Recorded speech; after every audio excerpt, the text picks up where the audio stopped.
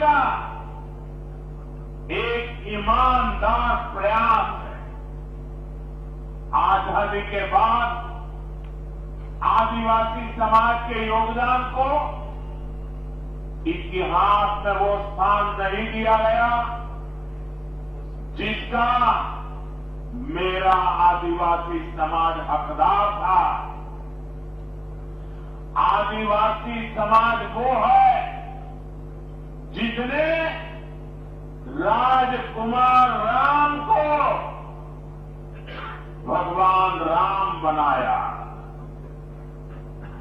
आदिवासी समाज वो है जिसने भारत की संस्कृति और आजादी की रक्षा के लिए सैकड़ों वर्षों की लड़ाई को नेतृत्व दिया। लेकिन आजादी के बाद के दशकों में आदिवासी इतिहास के इस अनमोल योगदान को मिटाने की कोशिशें की गई। इसके पीछे भी स्वार्थ भरी राजनीति थी। राजनीति ये कि भारत की आजादी के लिए सिर्फ एक ही दल को श्रेय दिया जाए। लेकिन अगर एक ही दल, एक ही परिवार ने आजादी दिलाई तो भगवान बिरसा मुंडा का उल गुलान आंदोलन क्यों हुआ था? संथाल क्रांति क्या थी? कोल क्रांति क्या थी? क्या हम महाराणा प्रताप के साथी उन रणबांकुरे वीरों को भूल सकते हैं क्या? कौन भूल सकता है सह्याद्री के घने जंगलों में छत्रपति शिवाजी महाराज को ताकत देने वाले जनजातीय भाई बहनों को? कौन भूल सकता है अल्लूरी सीताराम राजू जी के नेतृत्व में आदिवासियों द्वारा की गई भारत माता की सेवा को? तिलका मांझी, सिद्धू कानो, बुधू भगत, तीरथ सिंह, तेलन खरिया, गोविंद गुरु, तेलंगाना के रामजी गौंड, एमपी के बादल भोई, राजा शंकर शाह, कुंवर रघुनाथ शाह, मैं कितने ही नाम लूं। तंत्या भील, नीलांबर पीतांबर, वीर नारायण सिंह, दीवा किशुन सोरेन, जात्रा भगत, लक्ष्मण नाइक, मिजोरम की महान स्वतंत्रता सेनानी रोपुई लियानी जी, राजमोहिनी देवी, रानी कालिल्यो, वीर बालिका कालीबाई, गोंडवाना की रानी दुर्गावती, ऐसे असंख्य असंख्य मेरे आदिवासी, मेरे जनजातीय शूरवीरों को कोई भुला सकता है क्या? मानगढ़ में अंग्रेजों ने जो नरसंहार किया था, हजारों मेरे आदिवासी भाईजानों को मौत के घाट उतार दिया गया था। क्या हम उसे भूल सकते हैं? साथियों, संस्कृति हो या फिर सामाजिक न्याय, आज की एनडीए सरकार का मानस कुछ अलग ही है। मैं इसे भाजपा ही नहीं बल्कि एनडीए का सौभाग्य मानता हूं कि हमें द्रौपदी मुर्मू जी को राष्ट्रपति बनाने का अवसर मिला। वो देश की पहली आदिवासी राष्ट्रपति है। मुझे याद है जब एनडीए ने द्रौपदी मुर्मू जी का राष्ट्रपति का उम्मीदवार बनाना तय किया तो हमारे नीतीश बाबू ने पूरे देश के लोगों को अपील की थी कि द्रौपदी मुर्मू जी को भारी मतों से जिताना चाहिए। आज जिस पीएम जनमन योजना के तहत अनेक काम शुरू हुए हैं, उसका श्रेय भी राष्ट्रपति द्रौपदी मुर्मू जी को ही जाता है। जब वो झारखंड की राज्यपाल थी और फिर जब वो राष्ट्रपति बनी, तो अक्सर मुझसे आदिवासियों में भी अति पिछड़ी आदिवासी जनजातियों का जिक्र किया करती थी। इन अति पिछड़ी आदिवासी जनजातियों की पहले की सरकारों ने कोई परवाह ही नहीं की थी। इनके जीवन से मुश्किलें कम करने के लिए ही 24,000 करोड़ रुपए की पीएम जनमन योजना शुरू की गई। पीएम जनमन योजना से देश की सबसे पिछड़ी जनजातियों की बस्तियों का विकास सुनिश्चित हो रहा है। आज इस योजना को 1 साल पूरा हो रहा है। इस दौरान हमने अति पिछड़ी जनजातियों को हजारों पक्के घर दिए। पिछड़ी जनजातियों की बस्तियों को जोड़ने के लिए सैकड़ों किलोमीटर की सड़कों पर काम शुरू हो चुका है। पिछड़ी जनजातियों के सैकड़ों गांवों में हर घर नल से जल पहुंचा है। साथियों, जिनको किसी ने नहीं पूछा, मोदी उनको पूजता है। पहले की सरकारों के रवैये के कारण आदिवासी समाज दशकों तक मूल सुविधाओं से वंचित ही रहा। देश के दर्जनों आदिवासी बाहुल्य जिले विकास की गति में बहुत पिछड़ गए। अगर किसी अफसर को सजा देनी हो, उसको पनिशमेंट देना हो, तो पनिशमेंट पोस्टिंग भी ऐसे जगहों में की जाती थी। एनडीए सरकार ने पुरानी सरकारों की सोच को बदल दिया। हमने इन जिलों को आकांक्षी जिले घोषित किया और वहां नए और ऊर्जावान अफसरों को भेजा। मुझे संतोष है, आज कितने ही आकांक्षी जिले विकास के कई पैरामीटर पर दूसरे जिलों से भी आगे निकल गए हैं। इसका बहुत बड़ा लाभ मेरे आदिवासी भाई बहनों को हुआ है। साथियों, आदिवासी कल्याण हमेशा से एनडीए सरकार की प्राथमिकता रहा है। ये अटल बिहारी वाजपेयी जी के नेतृत्व वाली एनडीए सरकार ही थी जिसने आदिवासी कल्याण के लिए अलग मंत्रालय बनाया। 10 साल पहले आदिवासी क्षेत्रों, आदिवासी परिवारों के विकास के लिए बजट 25,000 करोड़ रुपए से भी कम था। 10 साल पहले का हाल देखिए, 25,000 करोड़ से भी कम।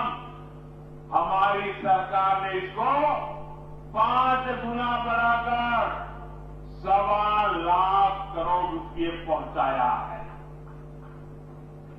अभी कुछ दिन पहले ही देश के 60,000 से अधिक आदिवासी गांवों के विकास के लिए एक विशेष योजना हमने शुरू की है। धरती आबा जनजातीय ग्राम उत्कर्ष अभियान, इसके तहत करीब 80,000 करोड़ रुपए आदिवासी गांवों में लगाए जाएंगे। इसका मकसद आदिवासी समाज तक जरूरी सुविधाएं पहुंचाने के साथ साथ युवाओं के लिए ट्रेनिंग और रोजगार के अवसर बनाने का भी है। इस योजना के तहत जगह जगह ट्राइबल मार्केटिंग सेंटर बनेंगे। लोगों को होम स्टे बनाने के लिए मदद दी जाएगी, प्रशिक्षण दिया जाएगा। इससे आदिवासी क्षेत्रों में पर्यटन को बल मिलेगा और आज जो इको टूरिज्म की एक परिकल्पना बनी है वो हमारे जंगलों में आदिवासी परिवारों के बीच में संभव होगा और तब पलायन बंद हो जाएगा,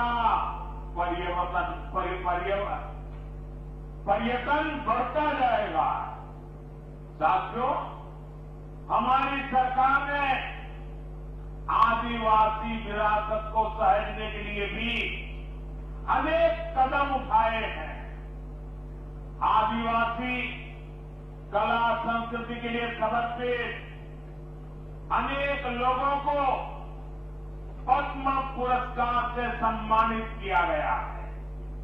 हमने रांची में भगवान बिरसा मुंडा के नाम पर विशाल संग्रहालय की शुरुआत की और मेरा तो आग्रह है हमारे सभी स्कूल के विद्यार्थियों ने भगवान बिरसा मुंडा का ये जो संग्रहालय बनाया है उसे जरूर देखना चाहिए, स्टडी करना चाहिए।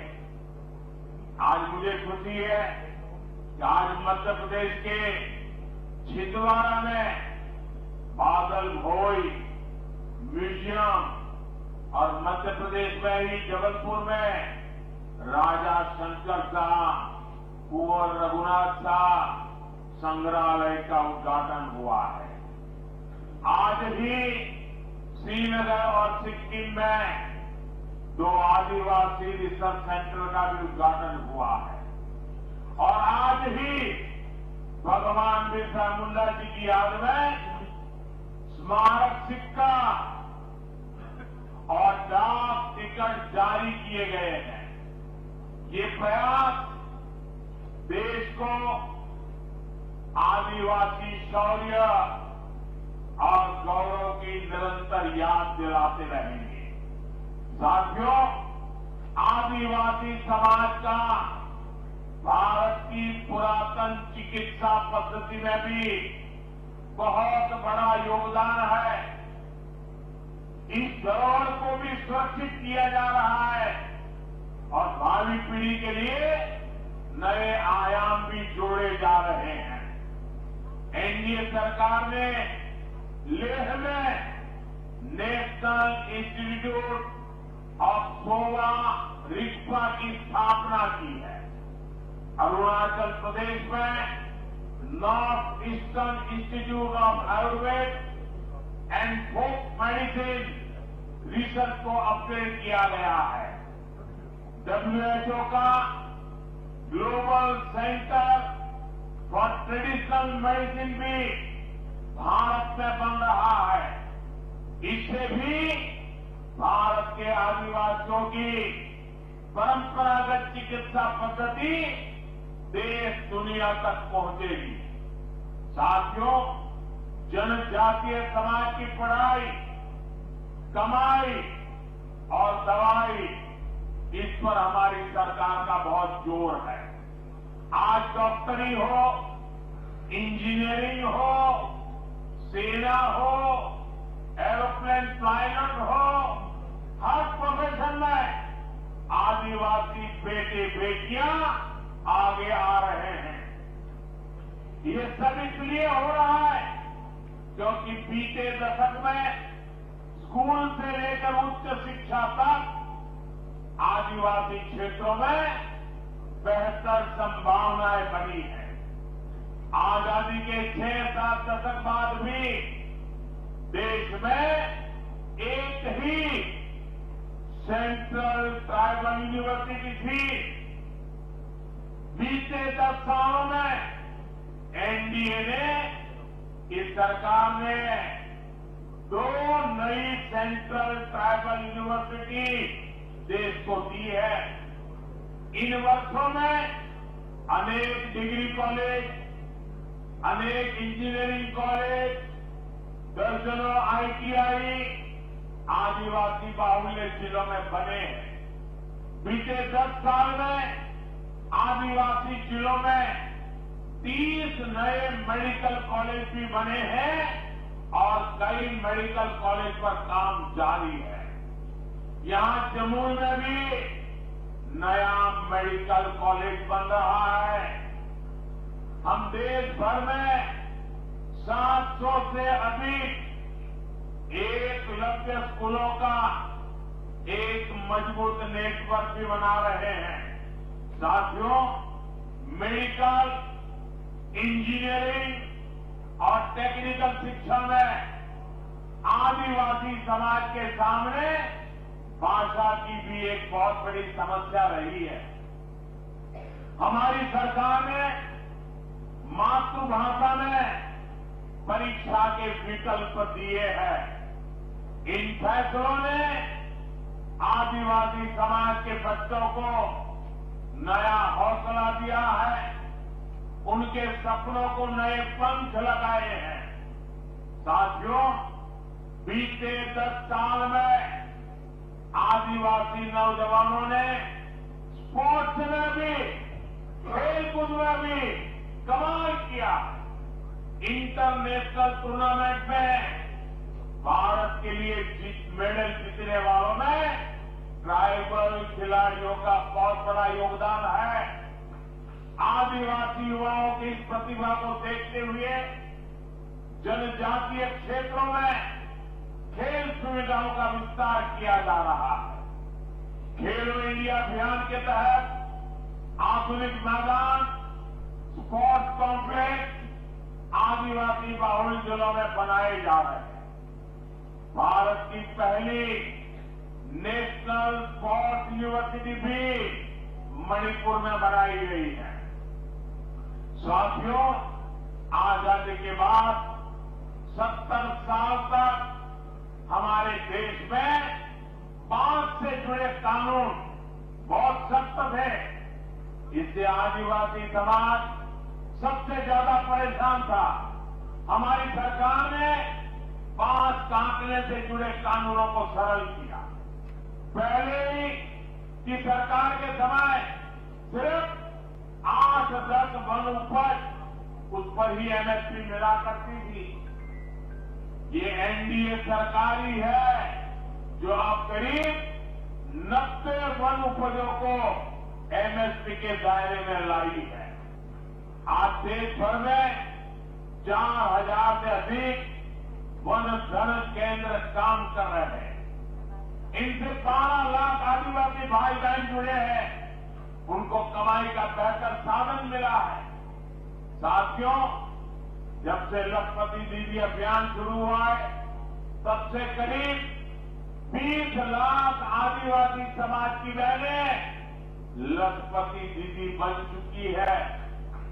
और लखपति दीदी का मतलब ये नहीं है कि एक बार 1 लाख, हर वर्ष 1 लाख रुपये के भी ज्यादा कमाई वो मेरी लखपति दीदी है।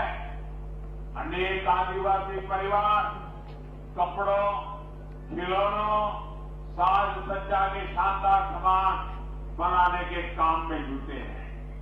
ऐसे हर सामान के लिए हम बड़े शहरों में हाट बाजार लगा रहे हैं। यहां पर भी बहुत बड़ा हाट लगा है, देखने जैसा है। मैं आधे घंटे तक वहीं घूम रहा था। हिंदुस्तान के अलग अलग जिलों से मेरे आदिवासी भाई बहन आए हुए हैं और क्या बढ़िया बढ़िया चीजें बनाई हैं।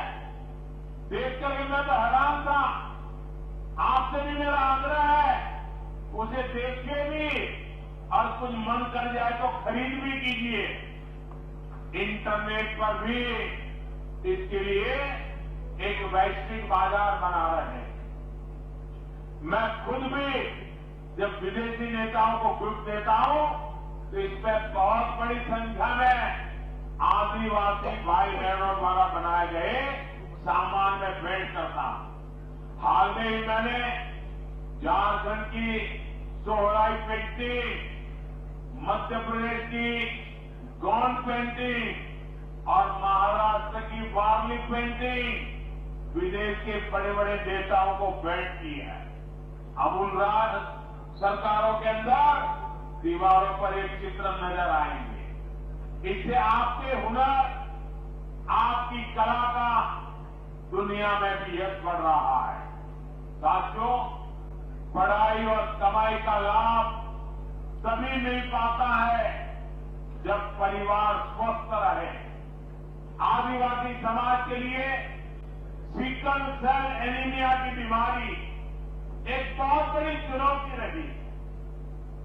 हमारी सरकार ने इससे निपटने के लिए राष्ट्रीय अभियान चलाया है।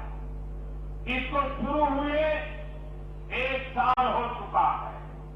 इस दौरान करीब 4.5 करोड़ साथियों की स्क्रीनिंग हुई है। आदिवासी परिवारों को अन्य बीमारियों की जांच के लिए ज्यादा दूर जाना न पड़े, इसके लिए बड़ी संख्या में आयुष्मान आरोग्य मंदिर बनाए जा रहे हैं। दुर्गम से दुर्गम इलाकों में भी मोबाइल मेडिकल यूनिट स्थापित की जा रही है। साथियों, आज भारत पूरी दुनिया में क्लाइमेट चेंज के खिलाफ लड़ाई का, पर्यावरण की रक्षा का बड़ा नाम बना है। ऐसा इसलिए क्योंकि हमारे विचारों के मूल में आदिवासी समाज के सिखाए संस्कार है। इसलिए मैं प्रकृति प्रेमी आदिवासी समाज की बातें पूरी दुनिया में बताने की कोशिश करता हूं। आदिवासी समाज सूर्य और वायु को, पेड़ पौधों को पूजने वाला समाज है। मैं इस पावन दिवस पर एक और जानकारी आपको देना चाहता हूं। भगवान बिरसा मुंडा की 150वीं जन्म जयंती के उपलक्ष्य में देश के आदिवासी बाहुल्य जिलों में बिरसा मुंडा जनजातीय गौरव उपवन बनाए जाएंगे। बिरसा मुंडा जनजातीय गौरव उपवन में 500,000 वृक्ष लगाए जाएंगे। मुझे पूरा भरोसा है इसके लिए सभी का साथ मिलेगा, सबका सहयोग मिलेगा। साथियों, भगवान बिरसा मुंडा की जयंती का ये उत्सव हमें बड़े संकल्पों को तय करने की प्रेरणा देता है। हम मिलकर